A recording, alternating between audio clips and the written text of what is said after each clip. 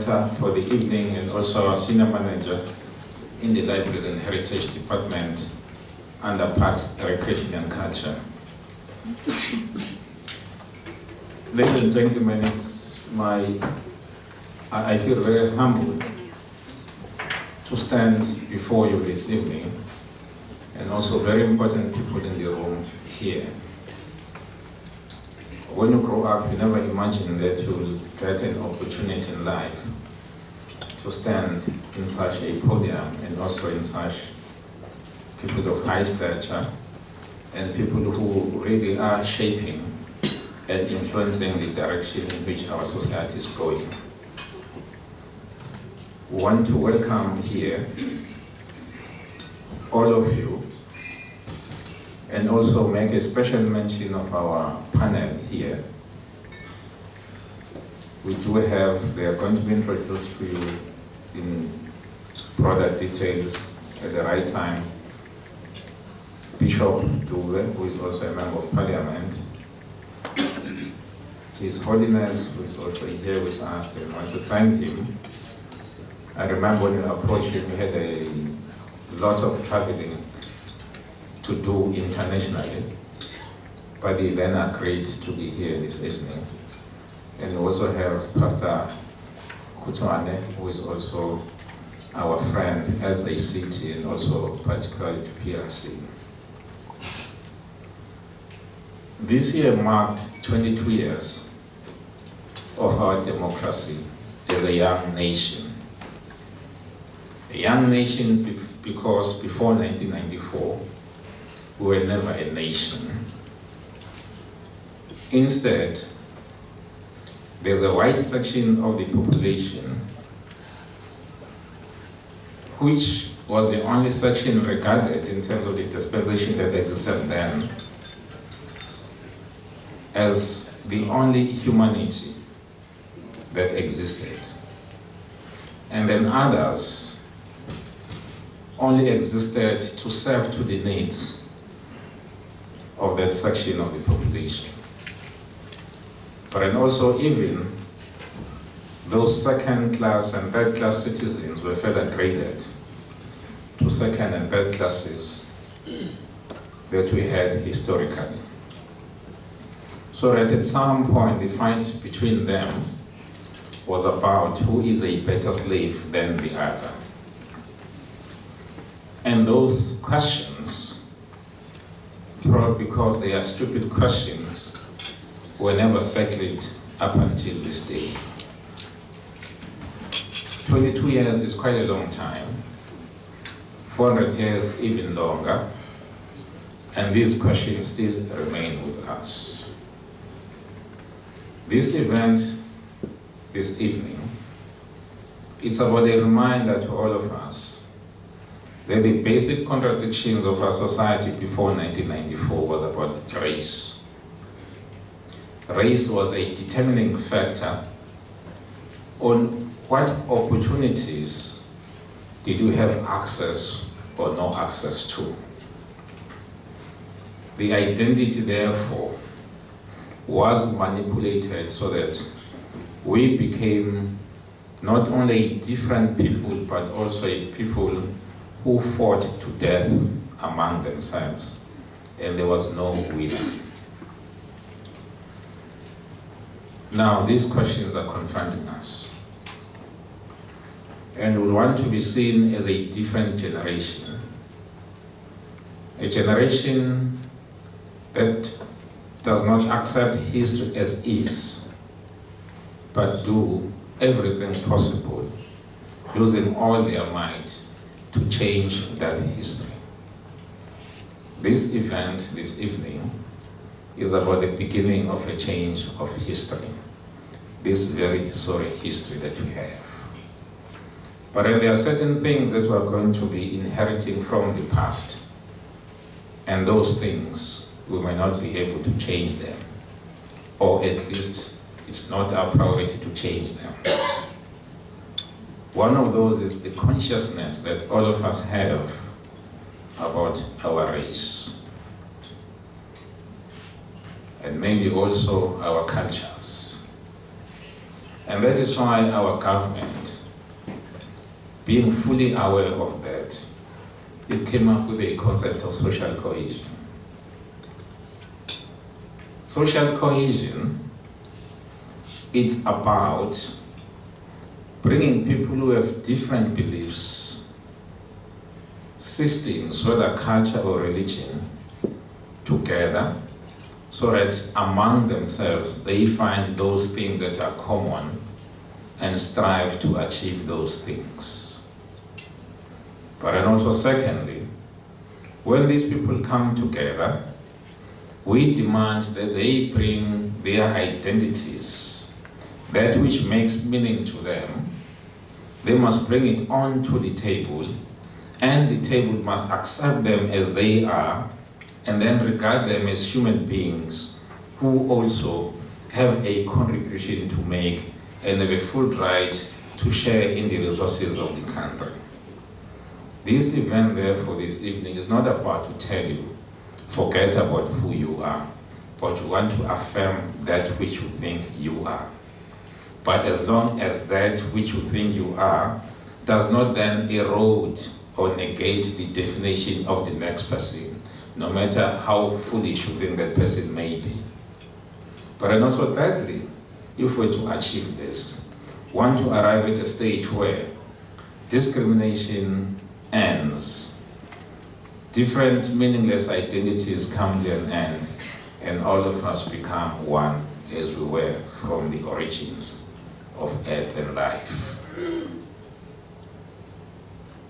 In May, we're going to have Social Cohesion Conference. It is themed Black History. The reason why we themed this Black History is because there is a notion that since 1994, we must then forget the different types of histories that we have. And at times also, even for that matter, powderize those histories and consider them as things that never existed.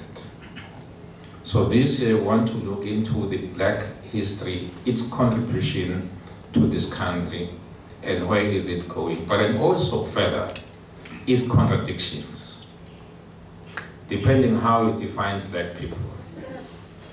I'm just going to imply, not everything was rosy.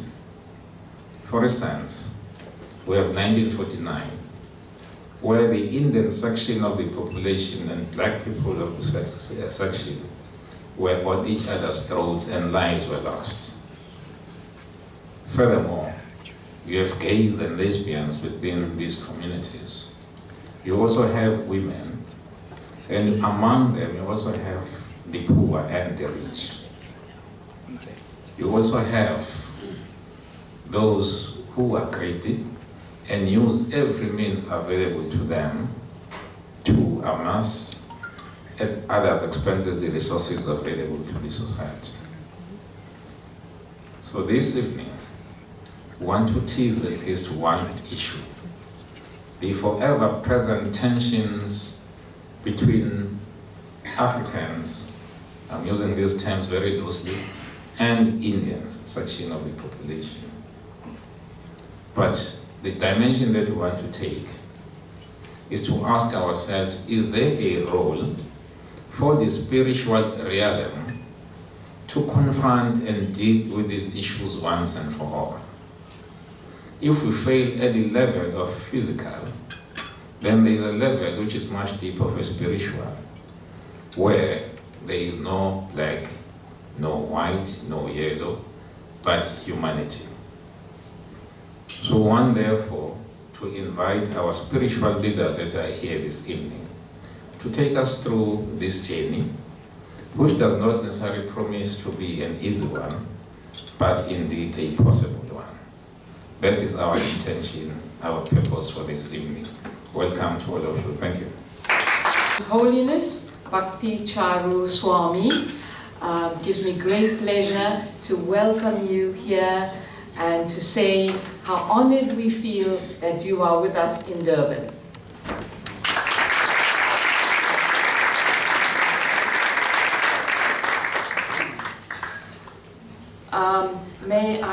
now call upon Bishop Dube to kindly come up, sir, and take a seat. Again, I hear so much about the bishop, but it is always wonderful to see him in person. Thank you for being there, sir. Thank you. And last but not least, a wonderful man with a wonderful sense of humor. When I said to him, I'm sorry about turning my back to you, he said, your back is covered. That's Bishop Kutswane, Benjamin Kutswane. Thank you very much. We are going to give each of the panelists 15 minutes to talk on the topic of healing historical divisions towards racial harmony. We start now, I think you need to tell me, Anuradha, do we start with Bishop Kutswane? Okay. They've given me long CVs. I have failing eyesight, so I will rummage through it as we go. But I'm told by Bishop Kutswane that I must cut out all his educational qualifications, and that I should really get into the meat of the crux of what makes him. And now we come to the cherry on the cake, so they say, His Holiness. And my mother is 101, and she was born in South Africa. And she tells me that when you see highly educated people, or you see highly spiritual people, you don't need to read their CV, you see it in their face.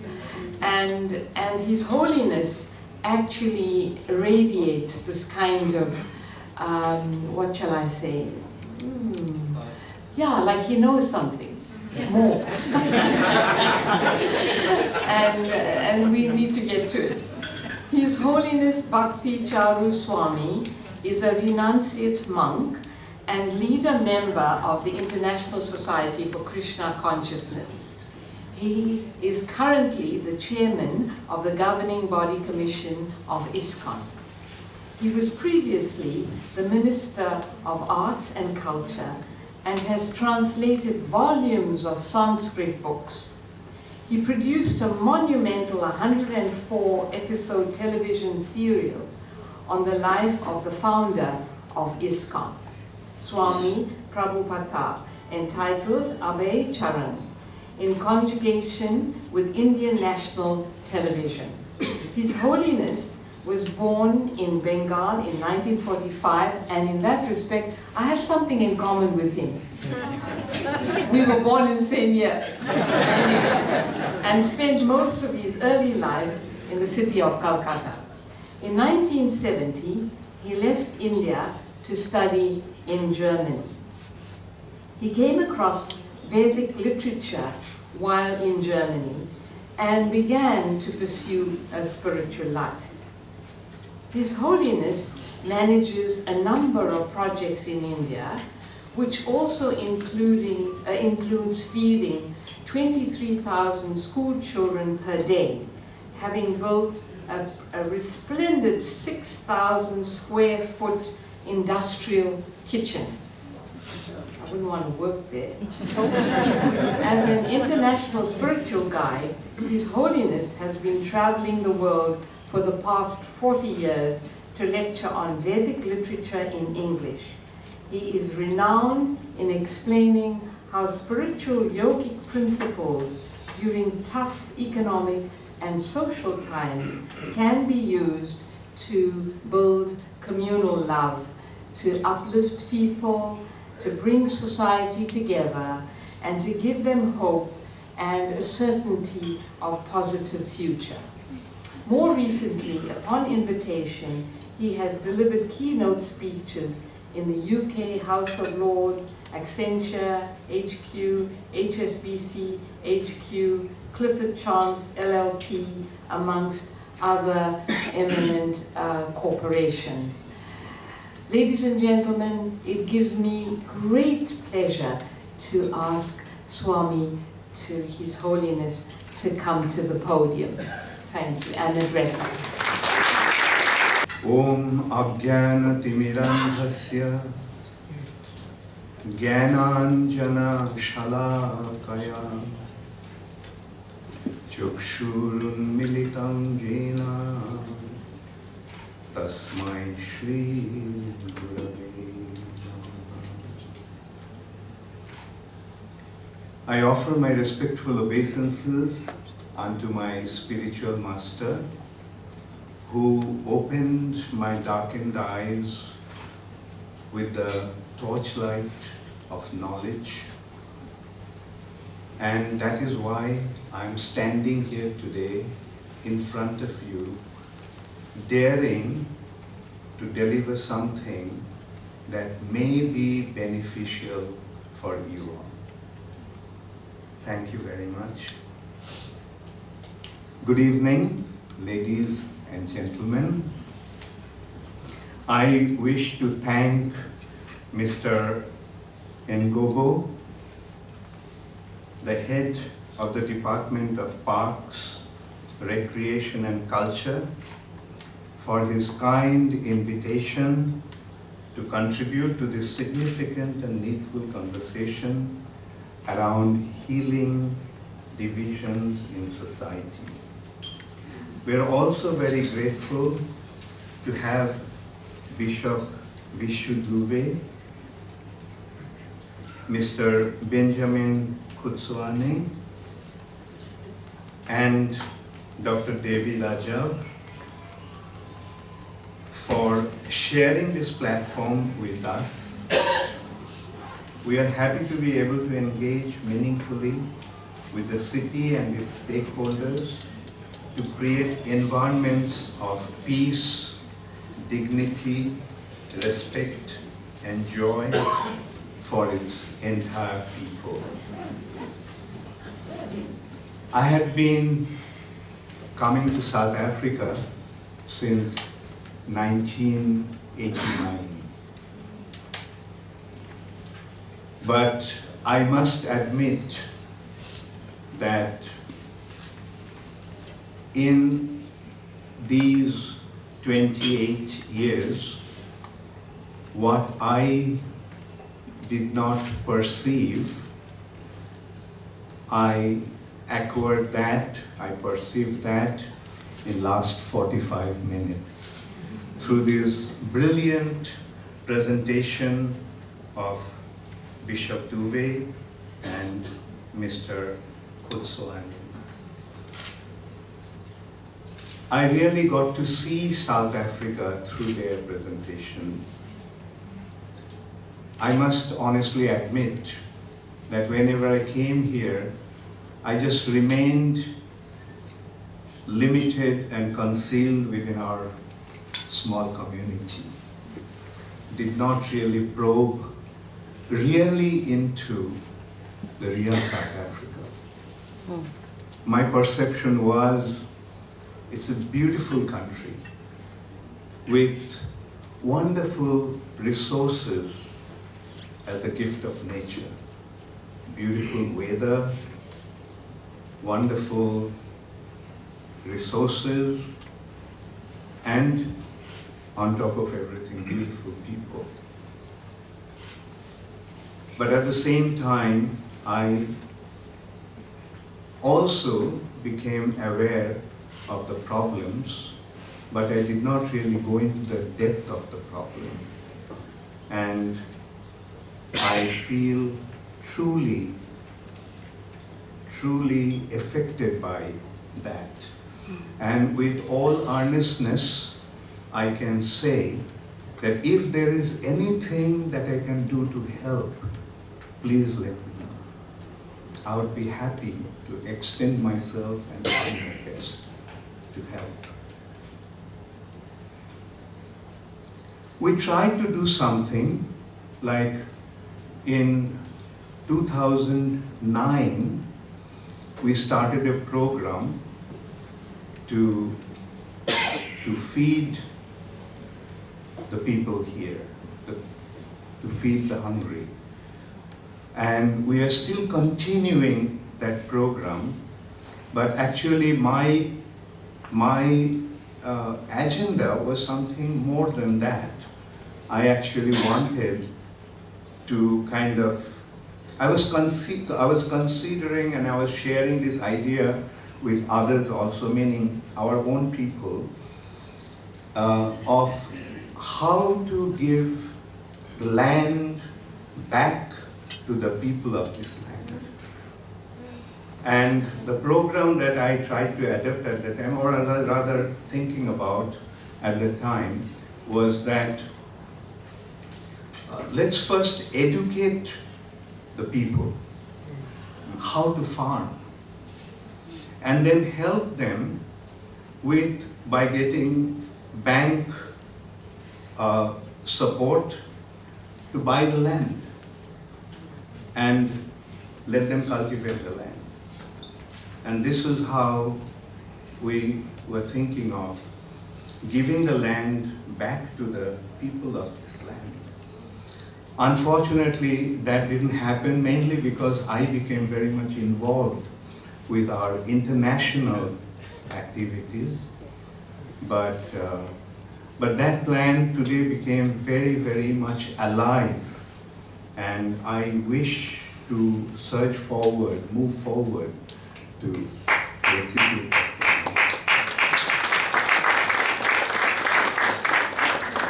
Thank you very much. Our existence has two aspects, material and spiritual. Our body is made of matter, but the factor that makes the body alive is the soul.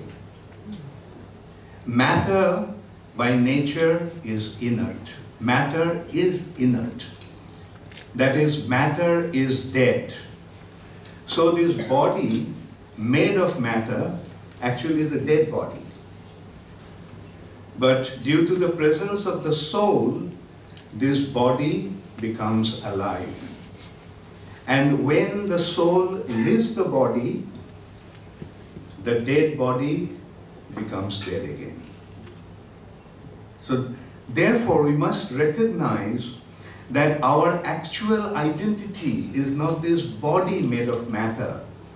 Our actual identity is the spirit soul that is dwelling within this body, in our hearts. And that is making this body alive, that is making this body conscious. Therefore, it is very important that we recognize that fact and become situated in our spiritual identity. We discriminate against each other due to the mistake of thinking that we are this material body. Black, white, or yellow are actually the colors of our body, the color of our skins. And this misconception is only skin deep, just a few centimeters deep. Underneath the skin, the color of our flesh, blood, and bone is the same. As the director of the program mentioned, like if we have a pot of blood, then we won't be able to recognize whether it's African blood or European blood or Asian blood. So, of course, there are other discriminating factors also. For example, difference of culture, language, nationality, etc. However, they are all of the material platform, and if we become situated on the spiritual platform, then we can literally transcend all these differences because the soul is of another nature. If we transcend the bodily platform and come to the spiritual platform, then we will achieve our perfect harmony and perfect unity and perfect brotherhood and sisterhood. how do we recognize the existence of the soul? We recognize the existence of the soul when someone dies. Although the body is lying there, we say, he is gone. So who is that he who is gone? And that is the soul. That is our real identity. And when we become situated in that identity, then only we'll be able to find the perfect harmony. As long as one is in the bodily platform, the discrimination will remain. Therefore, it's very, very important that we try to transcend that bodily platform and come to the proper spiritual understanding and find our real identity. There is a branch of Vedic philosophy known as Sankhya, which literally means analytical study.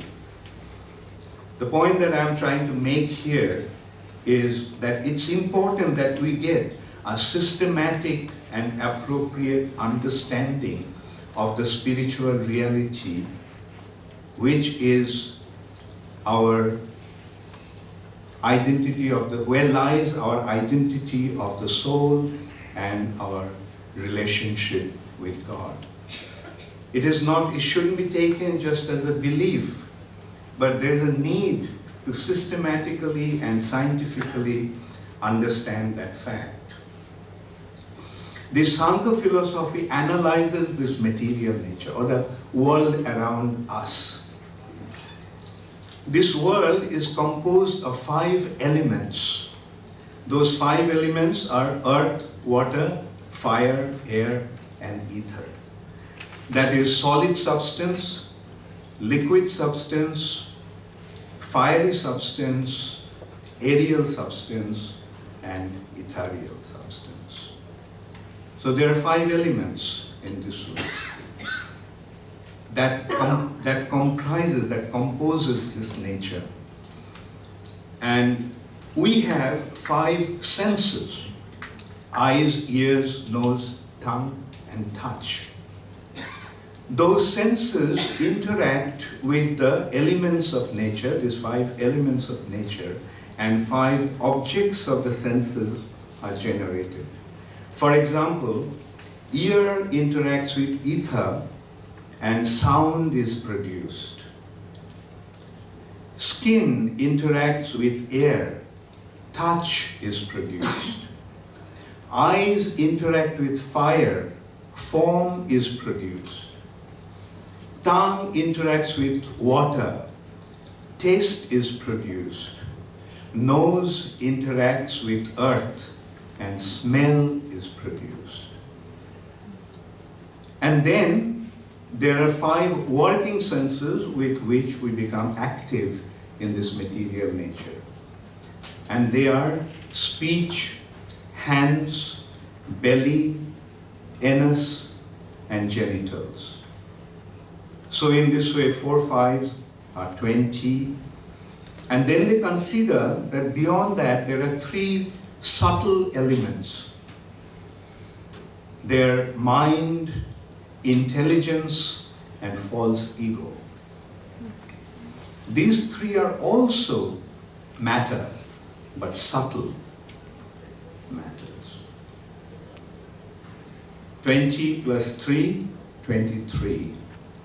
And then they consider the sum total of the ingredients with which this material nature has become manifest. And that is called Mahatattva.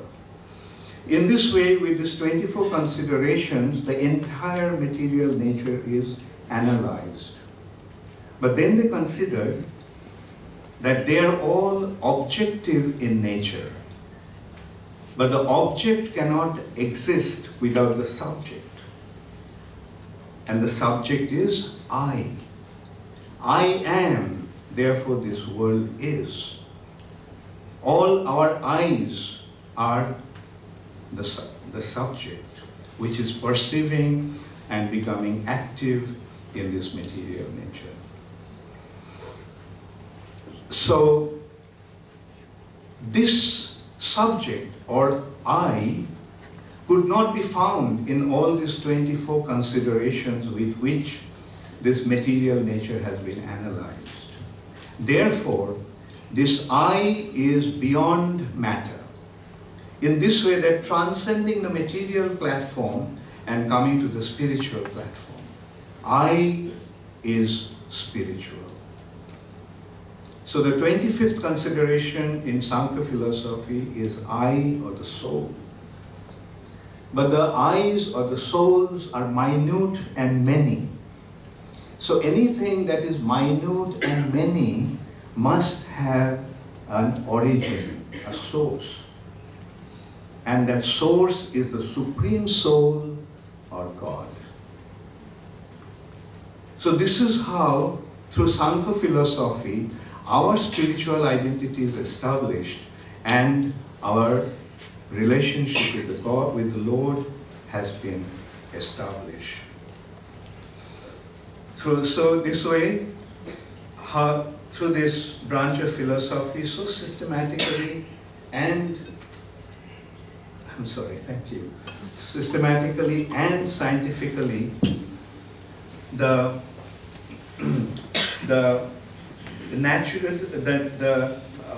ultimate identity of the soul and the relationship with God is established, and our real harmony and brotherhood will be established only when we recognize the fact that we all come from the same source, same origin, from the same world, which is beyond this material reality. And that is the spiritual reality. And we all are coming, therefore, from a Supreme Father who is identified often as God the Father.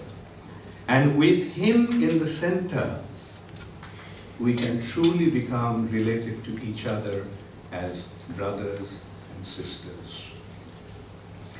When we develop that relationship, then only all this tendency to exploit, all this tendency to oppress will disappear. When we develop that loving relationship between each other, then only we'll be able to truly share with each other. Only when we recognize that we all belong to the same family, belong to the same Father, and we are related to each other with a loving relationship, then only we will be able to create a perfectly harmonious society. Let us all try to transcend the superficial temporary reality of this material nature and try to become situated in the actual eternal reality of the spiritual nature. We all came from there, and that is our real home. There we all have our common Father, the Supreme Personality of Godhead. With Him in the center, we all can become properly related with the true bond of love. Let us all become united with that loving bond. Then this world will become like a paradise that we often talk about. On the other hand, if we dwell on the material platform, identifying ourselves as our bodies, then we will constantly find the differences, and those differences will lead to hatred and dissension. And in that world, we cannot possibly avoid suffering. Rather, in that world, we'll be constantly inviting suffering by creating all kinds of dissension. The issue that we are dealing today is not the problem of South Africa alone. It is the problem of the entire world. With the passing of time, it is getting worse. There is a common solution to this problem, as we discussed here. So let us walk together, forgetting whatever differences there may be, to create a world full of happiness and joy by educating everyone about our common Father and developing our loving relationship with Him. On this day, let us also remember that this beautiful country had a glorious leader, a glorious son, Dr. Nelson Mandela, who also dreamt of a nation where everyone would live in perfect harmony, transcending all their petty material differences. He expressed his nobility in his memorable speech, and I quote, "During my lifetime, I have dedicated myself to the struggle of the African people. I have fought against the white domination, and I have fought against the black domination. I have cherished the ideal of a democratic and free society in which all persons live together in harmony and with equal opportunities. It is an ideal which I hope to live for and to achieve. But if needs be, it is an ideal for which I am prepared to die." Thank you all very much. As you spoke, I thought quite deeply about how psychologically comforting your words were, in the sense that if you were growing up in apartheid and you were the victim, but you believed that your oppressor was no different to you, it was a very empowering feeling that nobody could keep you down. And I recall Dr. Monty Naika constantly telling us that we needed to understand where we came from so that we would never feel the sense of being the victim or being overpowered. And so I think your spiritual message is a very empowering one. I wished, as you spoke, you had spoken to P.W. Botha and Foster and got them connected with their own spiritual side. It may have helped us a couple of decades ago. But nevertheless, we can't take things flippantly. I think it's very important constantly to be battling through what the two speakers have already said, but also elevating oneself to a higher level so that you could never be a victim under any circumstances. So thank you very much indeed. Yeah.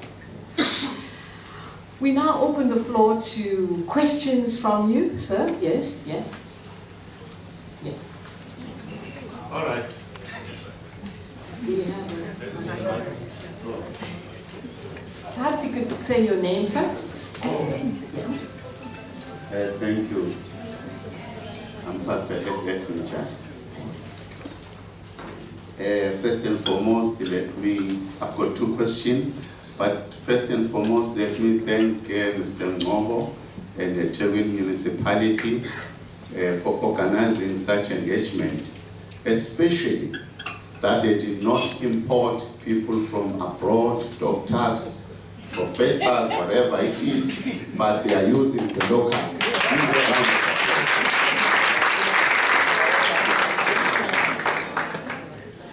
I was listening attentively, right? Especially to Apostle Kutso.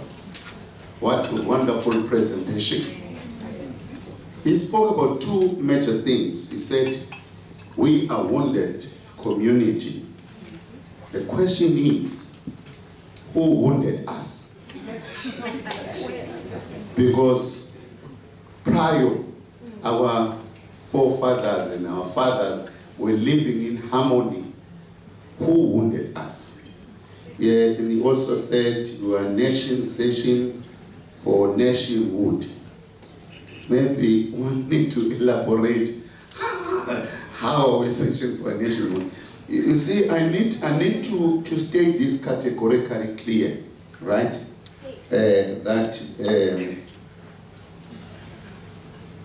Even Pastor Dube can respond on this.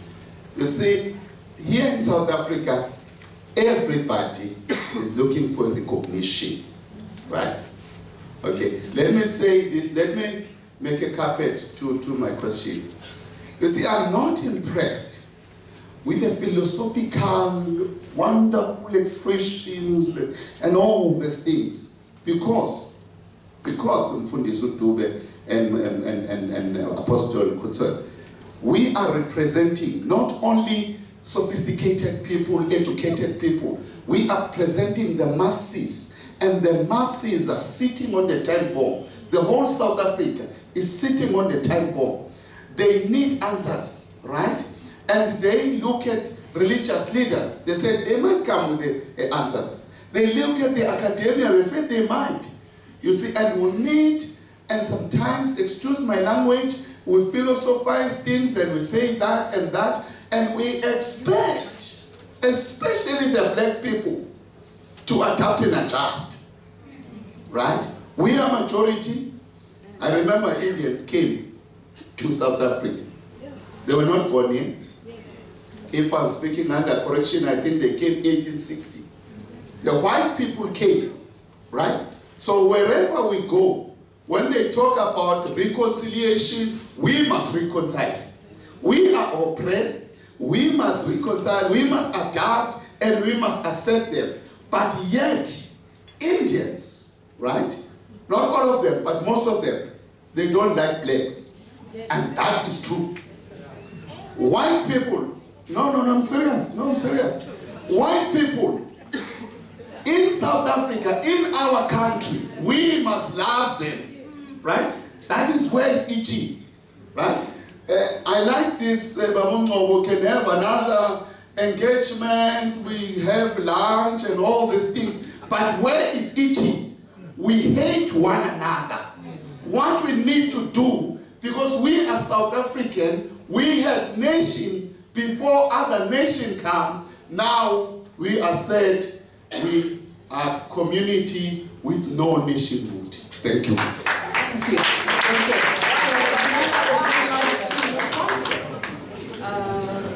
Okay. Do we have a mic?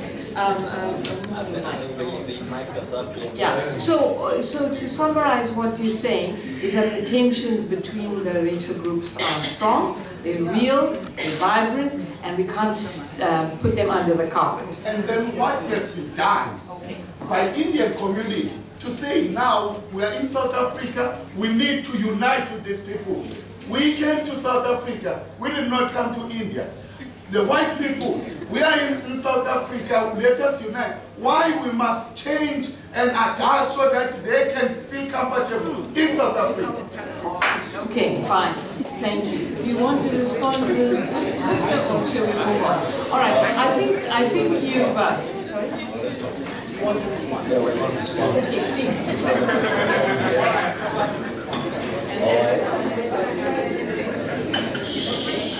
I think what we have just heard is the manifestation of the wounded state of Africa and South Africa. It must be understood, if we are to start it from South Africa itself. Should I come there? Oh, okay. Let's do it. Would you like to All right. take the room and mine? This one. The traditional weapon.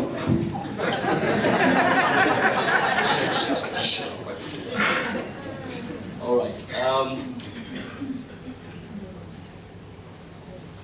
When we come to South Africa itself, I prefer to respond from a place of convergence, because we are where we are as a nation, and some of us have not been really loud because we've been in a season of talking past each other as a nation.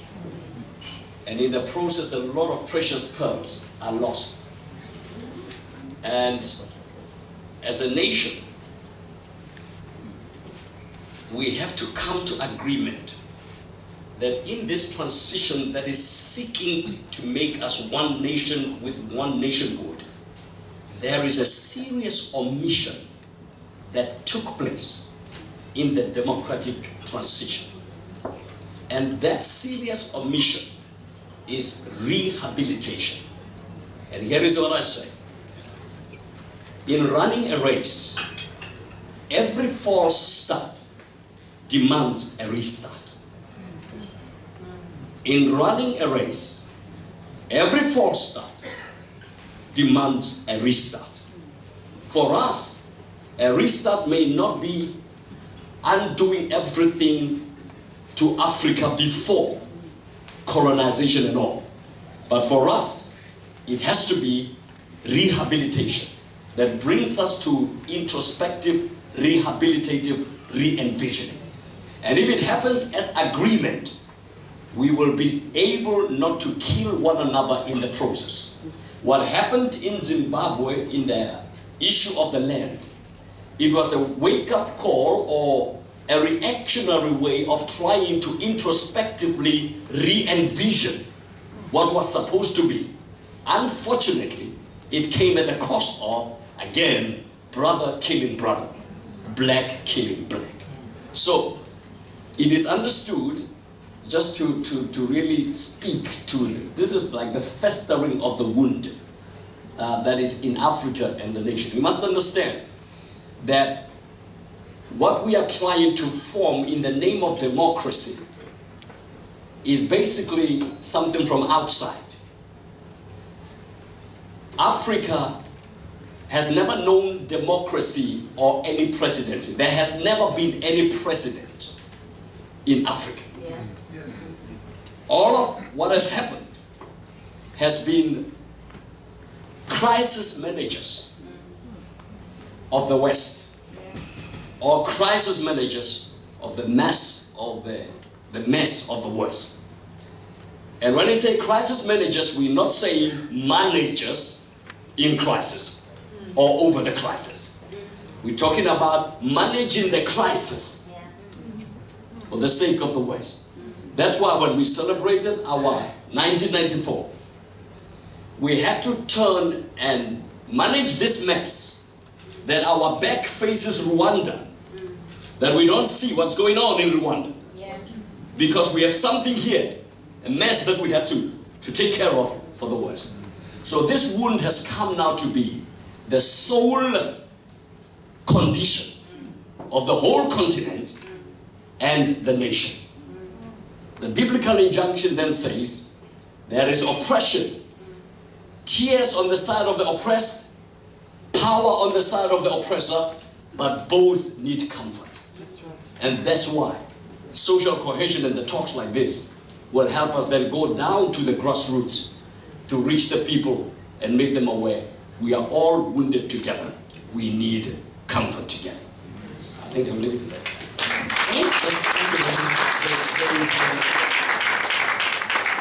I also respond to the last speaker. There is something that you can't stop, and that is the migration of people all over the world. If you go to America, you will see lines of people from Africa wanting to get into America, wanting to get into England, wanting to get into Europe, and so forth. As the Swami said, there is a universality of human beings. My mother is born here. She's 101 years of age. She came, and her father, they worked in the sugar industry. So they came as indentured laborers. Where do you want them to go? They can't go back to India. They don't know India. India doesn't know them. Okay?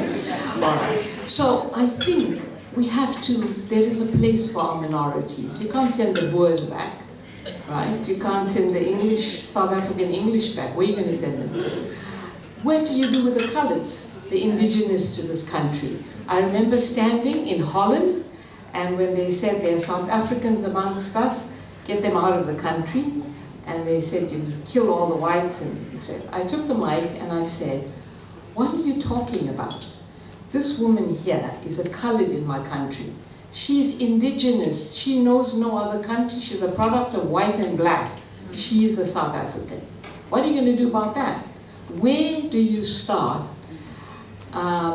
cleansing, if you can't come to terms with who you are? And as I said, Mr. Ngogo, he set the pattern when he said nobody needs to be apologetic for being a South African. And third and fourth generation South African are the right. Yeah, I just want to say,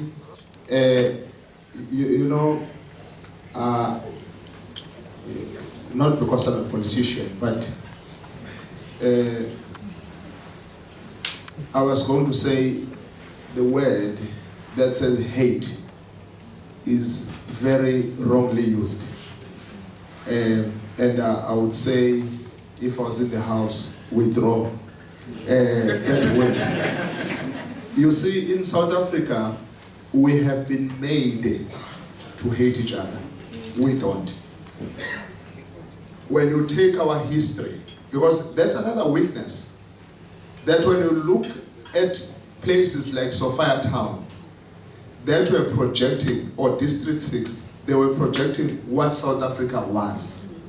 And then when we were separated, like at Edendale in Pietermaritzburg, where I was born, we grew up in a community of Indian, black. Now, in some areas, it's still like that. We grew together. We must understand that history of separation and apartheid made us to hate each other. But we have gone beyond that. We don't hate each other. If we're going to look at our history, we'll realize that we don't. Because, let me give you an example of John Langalbalele Dube at Inanda. Mahatma Gandhi, Isaiah Shembe. Those were three people in history you will never separate.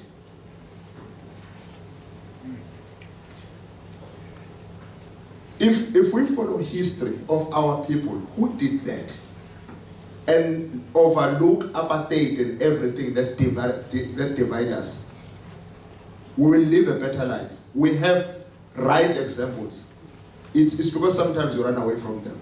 Here in this house, we fellowship, we eat together, we are brothers and sisters. We need to take that outside as religious leaders.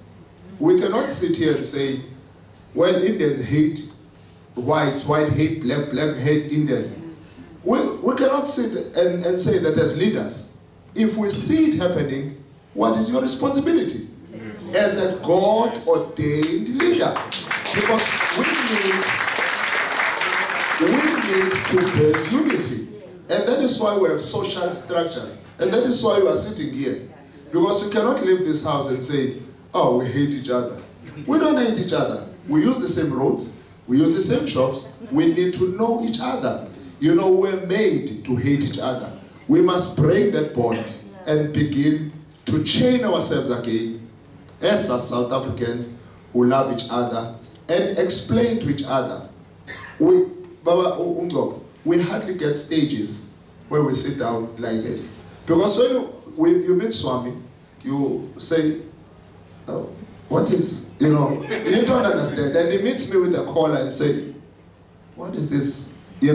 We have not given ourselves time to learn and to know about each other, including our religions. We've been too aloof. We are scared. We are scared to share. I'm saying 3 men. John Langalbalele Dube, he started in Nanda Seminary, Reverend, ordained. Isaiah Shembe, the leader of the Nazareth Baptist Church. Mahatma Gandhi, the leader of the religion that yes. But if we look at those people as our examples, we will build a better country. Maybe, next time you tell us from here where to, so that we teach our children and our generation to do the right thing.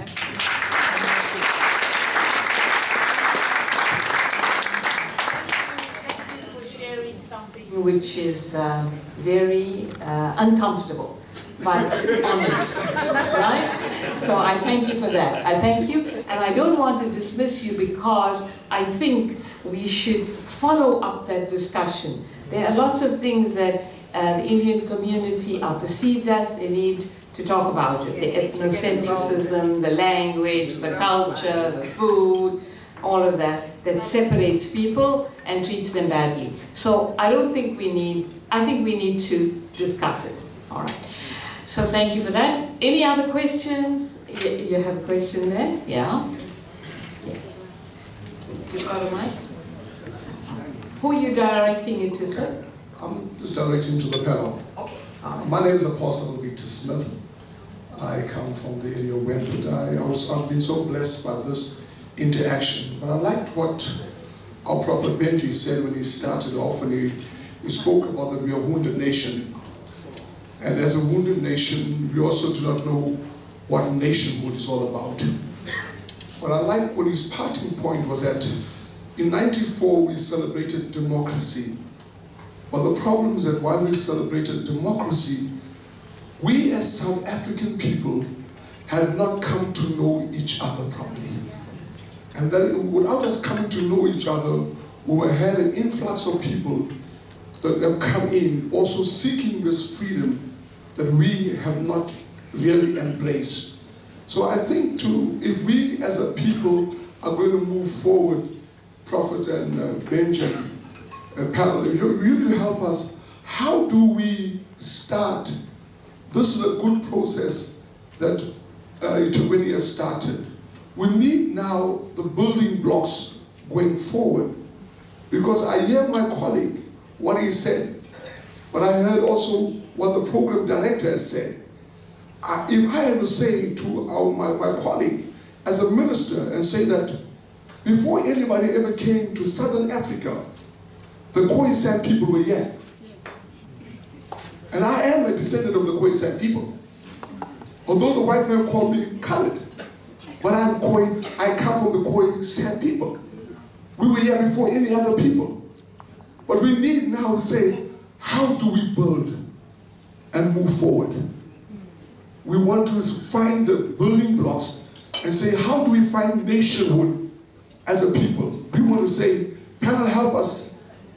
How do we build a nation so we can become strong as a people? Amen. Thank you, sir. I think it's a rhetorical question. Okay, all right, fine. Thank you for sharing that, and I think that's a challenge which we'll probably take on to the conference that follows in social cohesion. I think I can take one more, because of time, yeah. Thank you. One more question before dinner, and why not a lady? Yes, thank you. Okay. Thank you. I'm born by a lady. Thank you so much. Thank you for the opportunity. Oh. Sorry, I must have missed you. Okay. Have you had an identity change?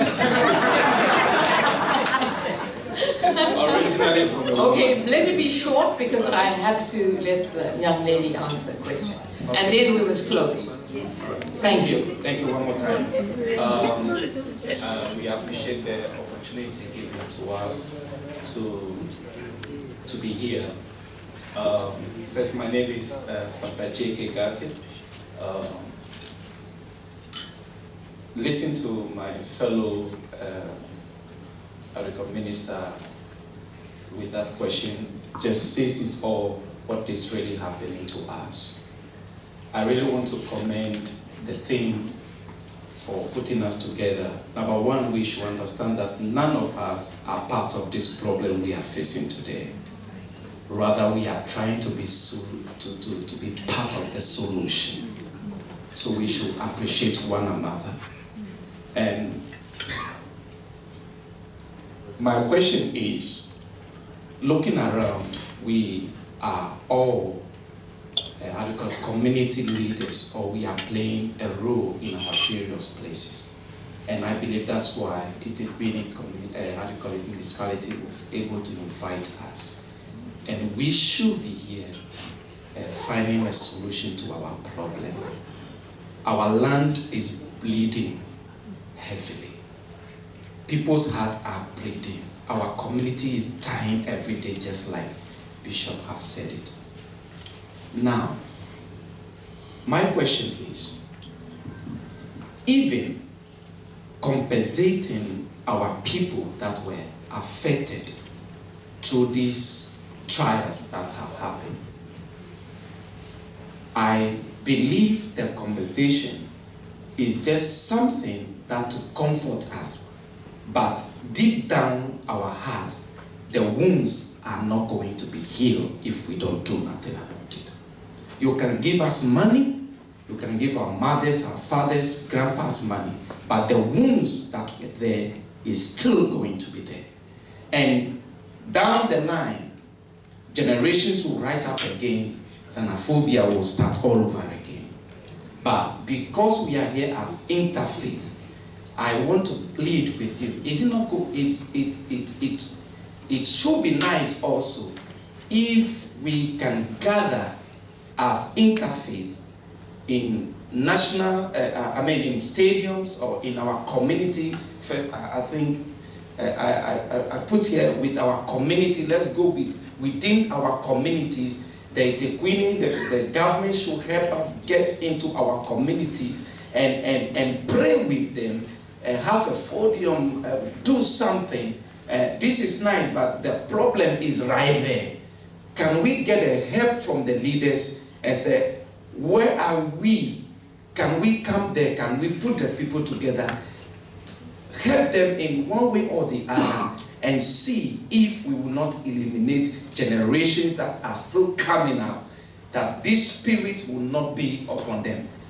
Because I have this figure. Let me just end it there. Thank you, sir. Thank you very much.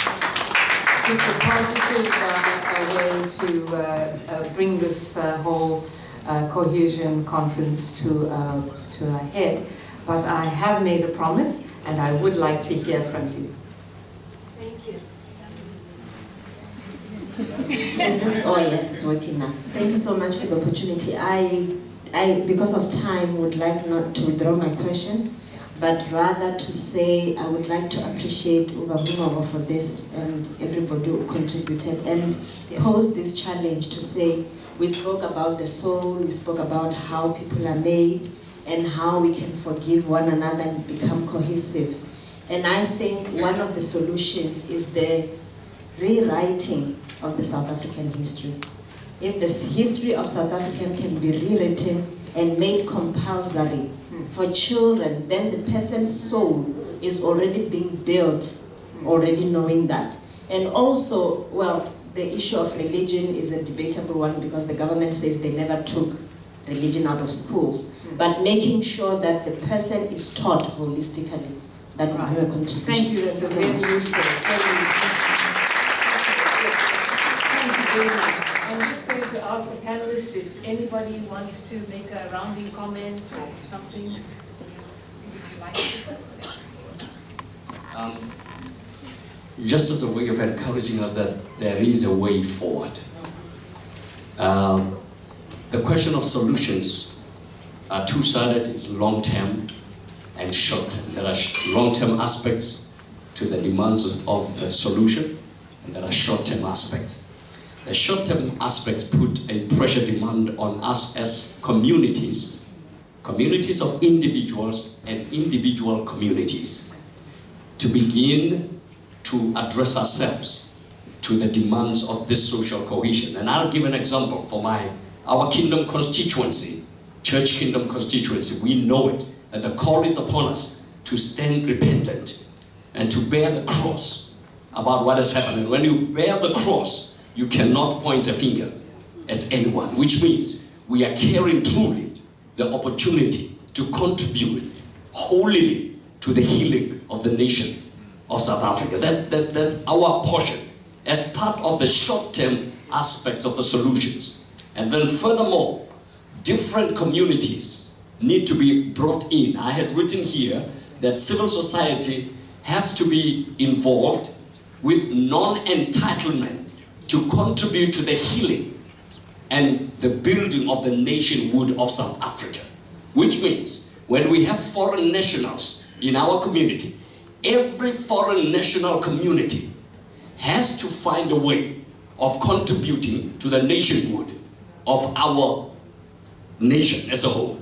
We are running a school. 25% of our parents or our children are foreign nationals. And I speak this language to the parents to say to them, you have to use this as an opportunity to sow the seeds for the healing of your nation. Because most of you are here because your fathers are messing up the resources. And there's a lot of injustice that is busy scattering you throughout the continent of Africa. So use this opportunity, contribute, find a way of contributing to the nationhood of South Africa, because South Africa has not known its nationhood yet. So there are ways that we can contribute. As those places, businesses, people who are in businesses, they will have to find a way of contributing in that way. But where will all this come from? From the long-term aspects now of the solution, where things like the Constitution, even before the rewriting of the history, things like the Constitution will have to be revisited. This is the only country with the Constitution which says the country belongs to everyone who lives in it. As long as you wake up breathing here, even if you came in a coma, when you wake up here, it's yours. This is the only country that has that kind of a preamble, without putting any conscience-quickening accountability on everyone who lives in it to contribute to the nationhood of South Africa. And therefore, we may have to redress ourselves to some long-term aspect of the demand of the restoration and the healing of this nation, like our Constitution. And so, there is a way forward, and all I can say is that from our side, as the Church Kingdom constituency, we bear the cross. We are a cross-bearer generation that knows no way of pointing a finger and shooting a tongue. We can only stand and say, we believe God to heal the nation of South Africa, and that's our contribution to the social cohesion. Thank you very much.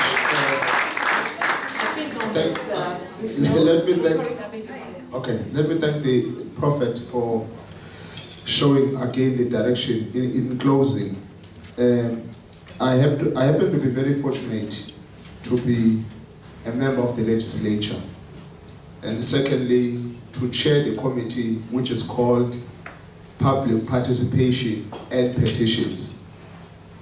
That's a committee where people can change the Constitution. Since I've been chairing this committee, I haven't seen any people who submit to us things to be changed in the Constitution. And we need our Constitution to be changed. We are that body. I chair that committee that is responsible in approaching the legislature and submitting the paper to say this and this and this we must change. The weakness is that when we tell the people, when we make the announcement, we are in a certain place, we are reviewing some things like the NCOP, that is how we work. People like yourselves are not there and you don't want to involve yourself.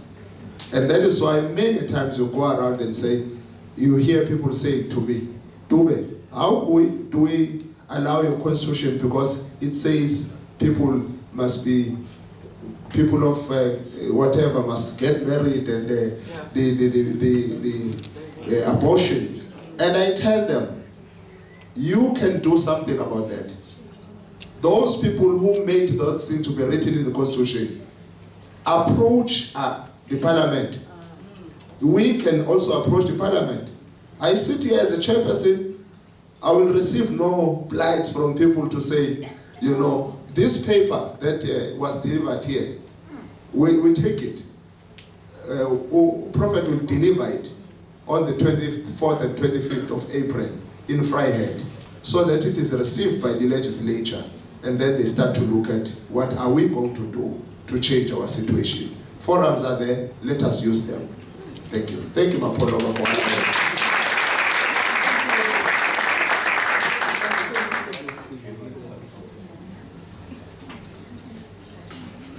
once again, I will admit that I had a very, very enlightening occasion, especially to hear these two brilliant personalities who are really concerned about the welfare of humanity. I also come from a colonized country, India. And yes, I have seen, or I have heard or read how so many patriots sacrificed their lives for the freedom. And then in course of time, I have seen that although the exploiters, the colonials, have left India, but the exploitation didn't stop. Those days, the British were exploiting the Indians, and then after independence, gradually, the Indians started to exploit Indians. This tendency to exploit will always be there unless and until one becomes situated in proper spiritual understanding. We have to transcend this bodily platform, and we must recognize the individuals according to their qualities and characteristics. It is not that all whites are bad and all blacks are good. You will find good people among whites, and you'll also find black people among bad. Bad among black people.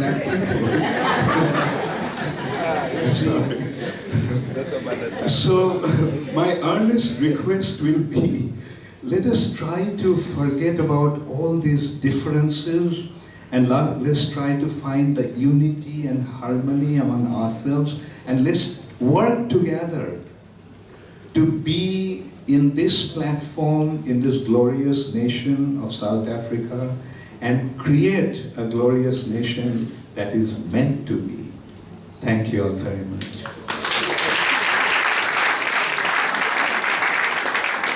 I just want to add a little tale here, that the British had colonized India for 300 years. Yeah. And they colonized South Africa for 46 years? 40 years. Anyway, so there's this funny story when the vice principal, the vice chancellor of the University of Natal, Brenda Gurley, went to India. And she was in a taxi. And it was going in every direction you could think of. If you've been to India, you know if there's 2 lanes, there's 4 cars. And they're going sort of in every direction. So she asks the taxi driver, she says, what do you think that white line going through the road is? So he says, I don't know, madam, something the British left behind.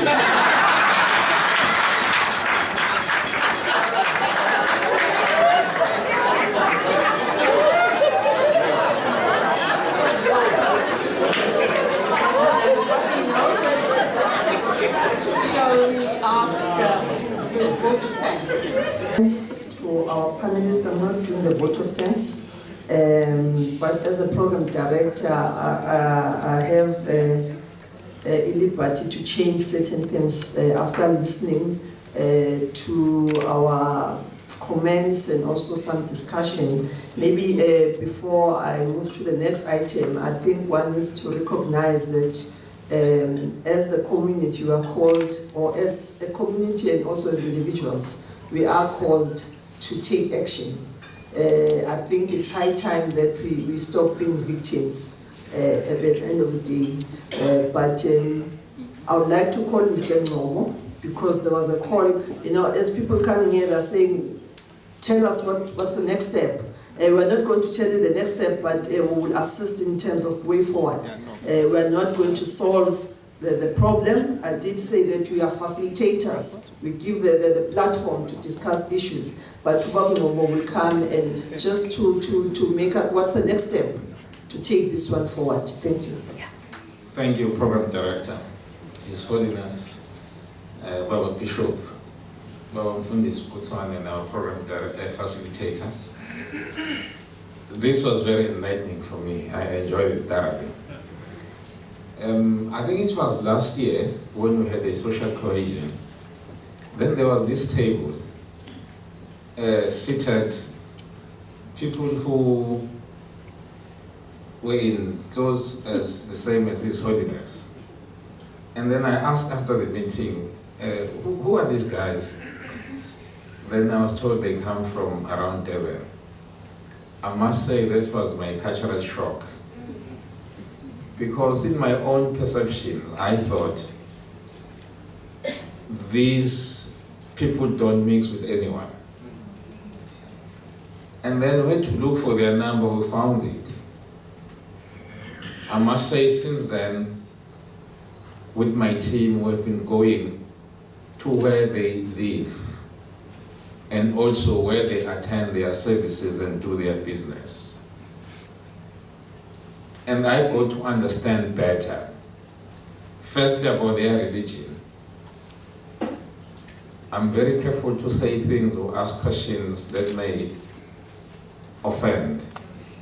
There was this other day that I was not present, then the ladies had to go to stand in for me.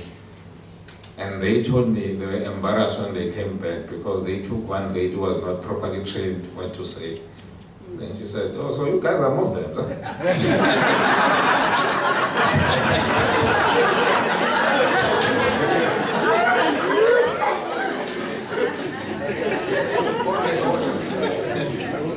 Out of all these exchanges, I have eaten their food. Some of it will find it very difficult even to chew.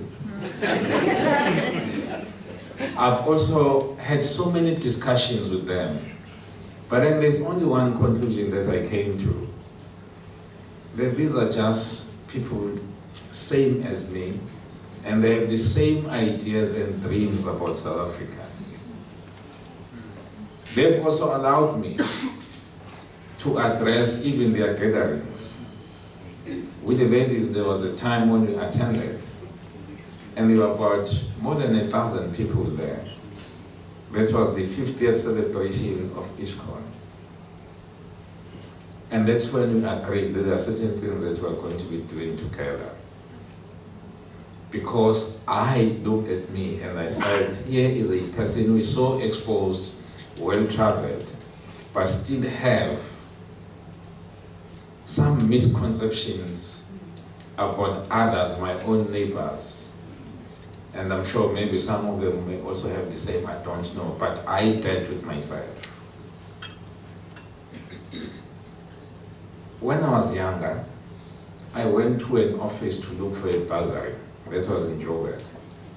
And when I went into that office, it had a very big, beautiful table. I always tell the story to the ladies at the office. I went in, there was this white woman, she stood up and she said to me, who are you? It's for the very first time that I see a black person, a young one, coming here with so much confidence. Who are you? Tell me. Same thing was mentioned to me when I was in Rome.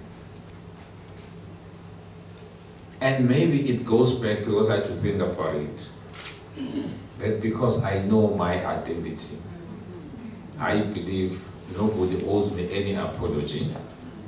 I have now triumphed. I'm in a position where I should be leading society. I can't play any victim. I'm not looking for apology.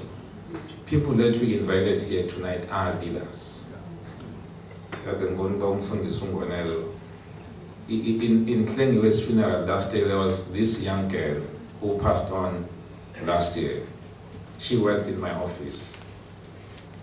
My secretary resigned. So I went in my office this other day and there was Klengiwe. And I wondered, what is she doing here? Then I tolerated her for the first day. The following day she came back again. And she stayed there for 3 years. So she decided to take over. And in her funeral I mentioned the story and Babu Ngoyota said, I teach them that wherever they go, they might extend their territories.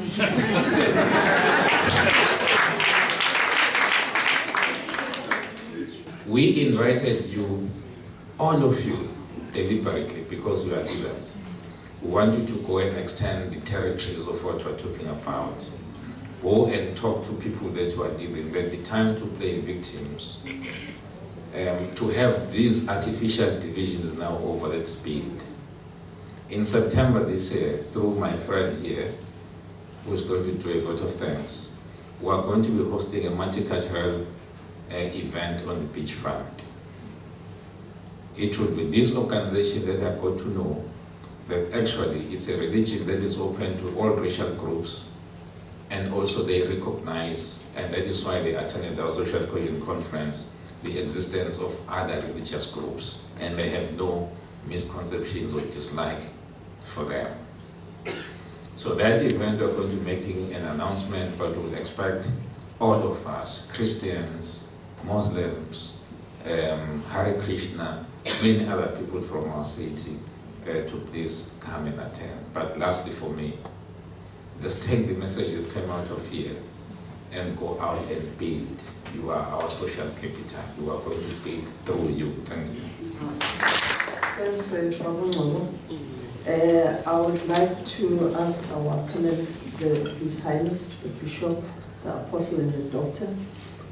I'm not just saying these titles because you don't have a soul, or I think you have proved enough that you are spiritual beings and individuals and community leaders, and the God that I'm talking about is the highermost person that you all subscribe to in one way or the other.